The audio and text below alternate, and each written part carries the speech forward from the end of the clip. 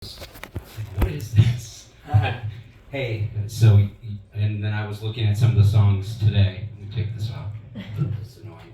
And I was looking at some of the songs today, and I saw you're the inspiration. I was.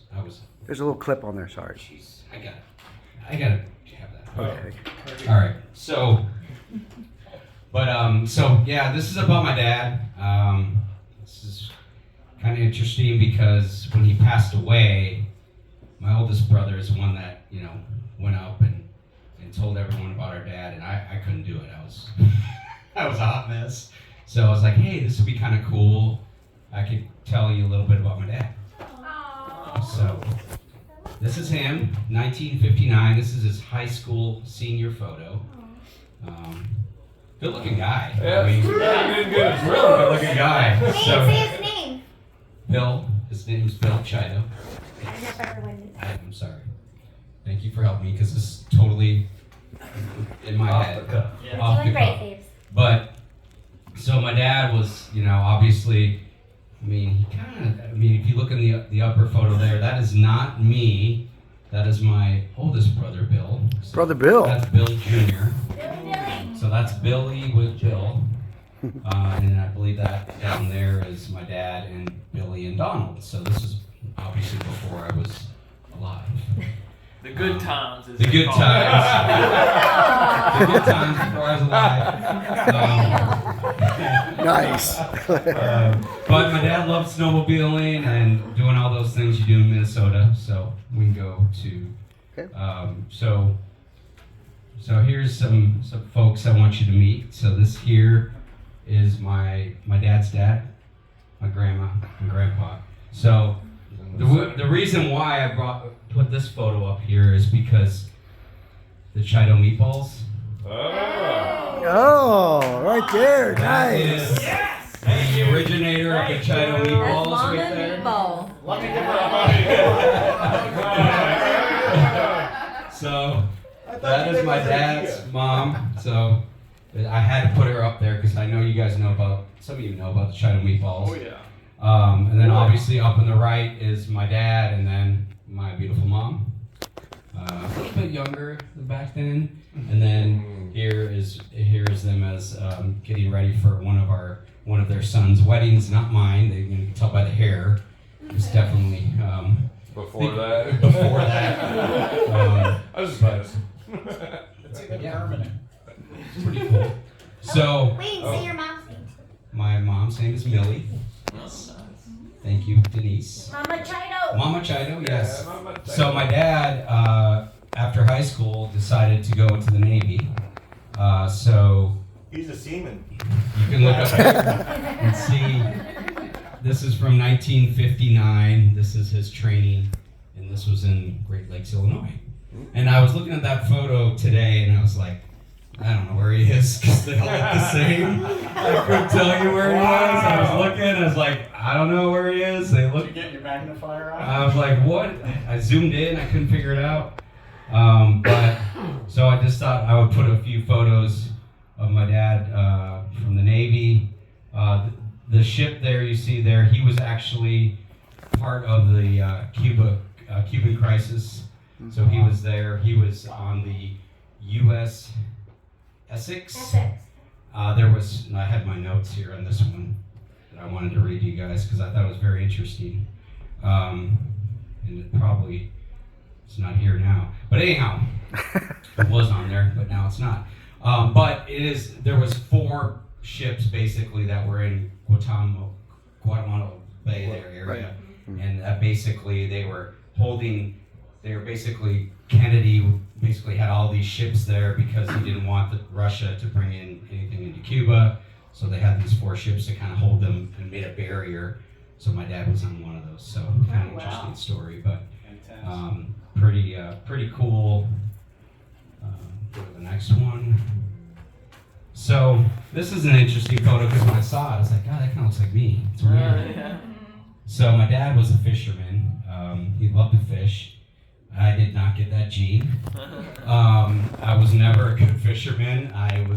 When I went in the boat, I was always like wanting to get out of the boat.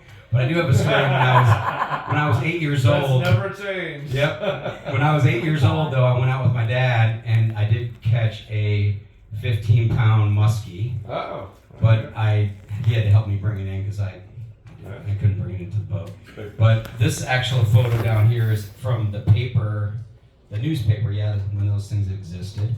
It was him. He had won first place, and kind of cropped out the bottom of the story there, but long and short, brother Bill came in third place.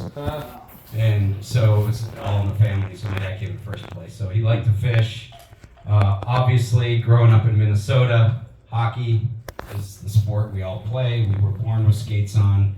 It's kind of what we did. So my dad was a goalie. He's a goalie in that photo there. So it's a throwback from the old days.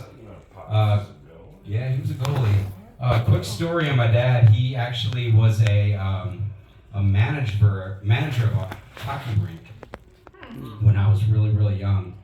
So I was 5 years old, and he was the manager. So basically, I learned how to skate at his rink.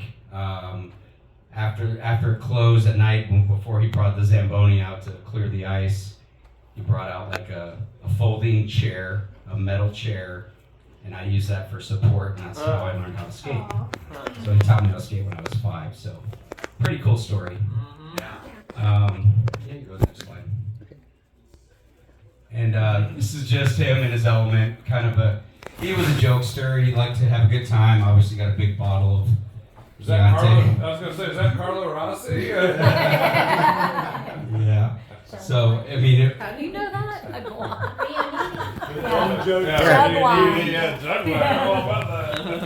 he looks happy in that photo.